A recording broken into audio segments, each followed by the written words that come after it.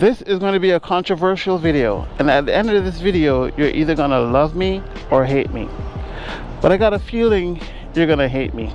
I want to preface this video by saying I have nothing against Eric Buell or his company Buell. I also want to say I have nothing against technology. I like technology. I'm one of the biggest geeks around. Believe me when I say I have nothing against technology. I build my own computers, I build my own server systems, I like computers, I like security systems, all that kind of stuff. Anything to do with electronics I like. So I'm not some stuck in the past kind of guy. Alright guys, let's talk about Eric Buell's electric motorcycles.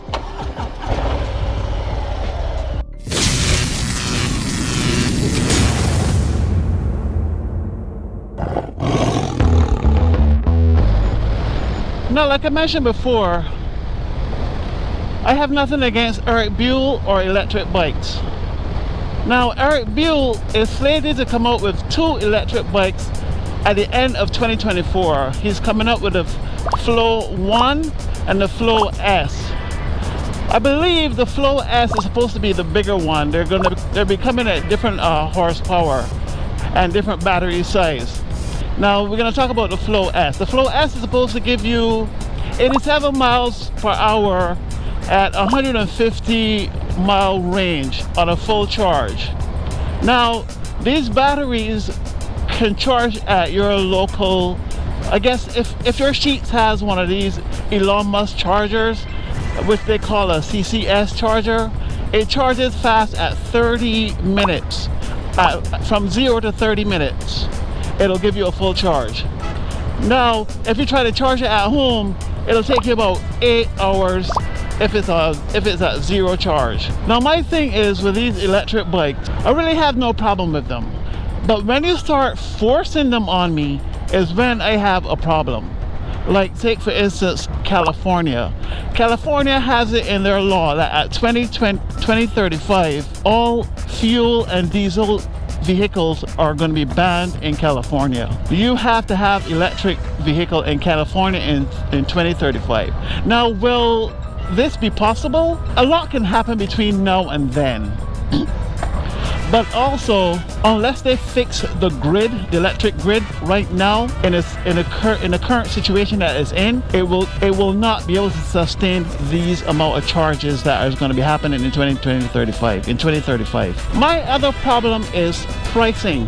The S, I believe the S is coming in at close to $13,000. Now, if you compare that to, let's say, an electric bike, let's go with the MT-09. The MT-09 comes in at $11,000. I was trying to find the horsepower of the MT-09 and whatnot, but I think the only thing I found so far before I started making this video was the miles per hour.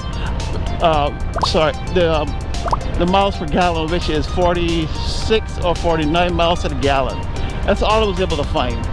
But I'm sure if you do a search for the MT-09 and the Buell is less horsepower than the MT-09, is less cc than the MT-09. The MT-09 is 890 cc, almost 900 cc, is almost a 900 cc engine.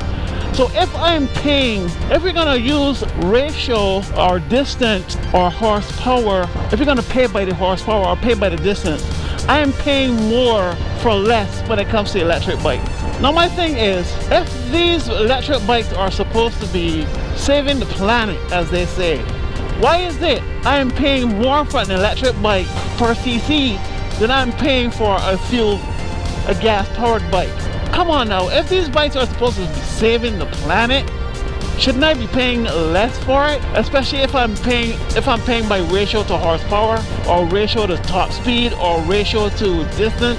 These bikes don't have the distance, they don't have the horsepower, so why am I paying more for them? I should be paying less in ratio. But I'm paying less for a fuel-powered bike that can go farther and is much more powerful than an electric bike. I told you at the end of this you're gonna hate me.